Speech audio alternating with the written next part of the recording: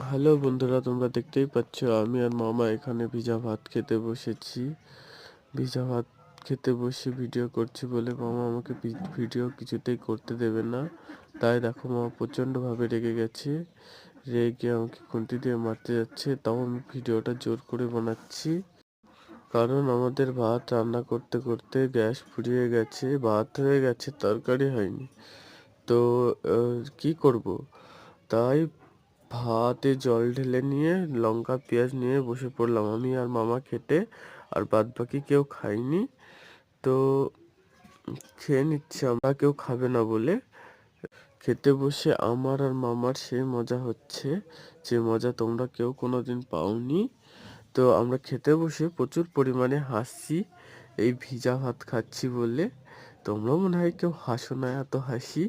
দেখো আর আর মামা আর আমি ভিডিও করছে বলে মামা করতে দেবে।